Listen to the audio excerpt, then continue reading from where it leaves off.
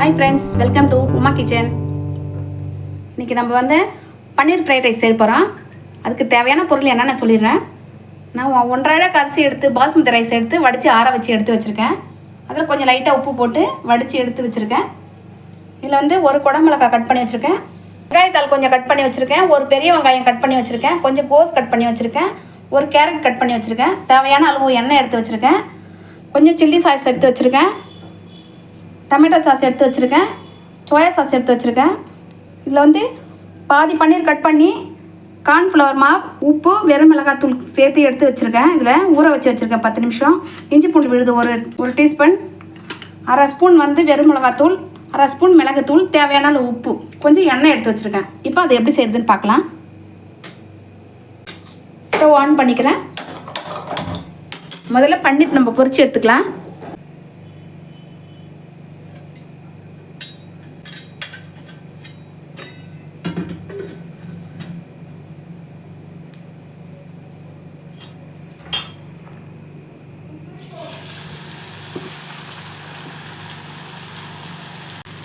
தீ ரொம்ப அதிகமாக வைக்காமல் லோ ஃப்ளேமில் வச்சு மிதமான சூட்டில் தான் நான் பொரிக்கிறேன். லைட்டாக பொரிஞ்சால் போதும், ரொம்ப வேக தேவையில்ல. ரொம்ப வெந்துச்சுன்னா ரப்பர் மாதிரி ஆகிடும்.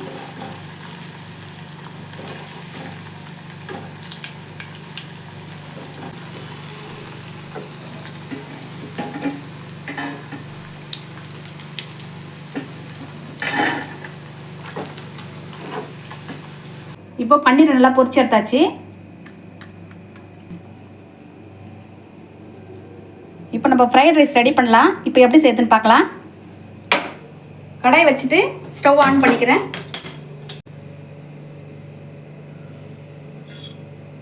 இப்போ அதில் எண்ணெய் சேர்த்துக்கிறேன்.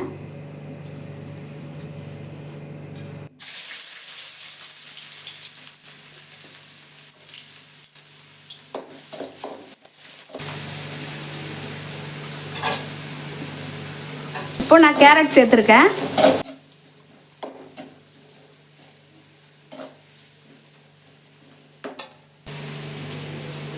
இப்போ கோஸு சேர்க்குறேன். கேபேஜ் வந்து நான் கம்மியாக தான் எடுத்து வச்சுருக்கேன்.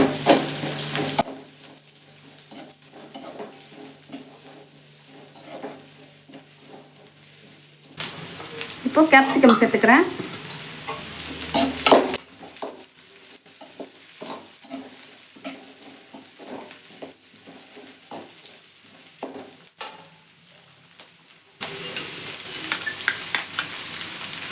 இஞ்சி பூண்டு விழுது சேர்த்துறேன்.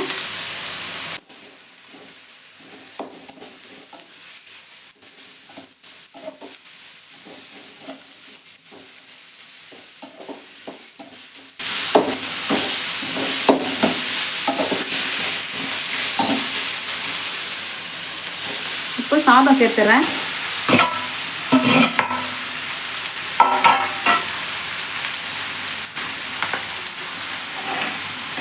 இப்போ பன்னீர் சேர்த்துக்கிறேன்.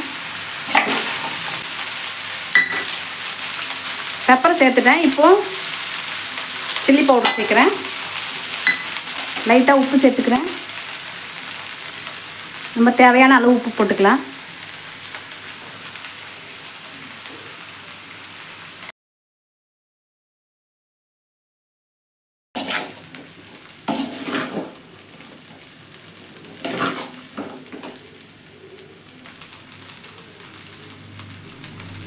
ஒரு 1/4 டீஸ்பூன் சோயா சாஸ் ஊற்றிக்கிறேன்.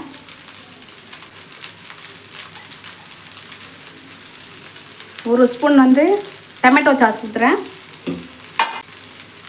1/2 ஸ்பூன் சில்லி சாஸ் ஊற்றுறேன்.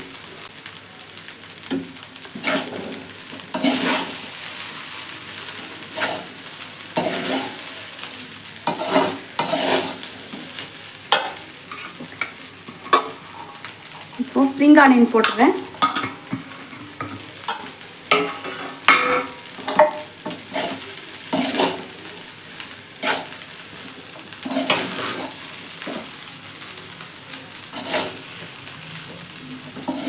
ஸ்டவ் ஆஃப் பண்ணிட்டேன்.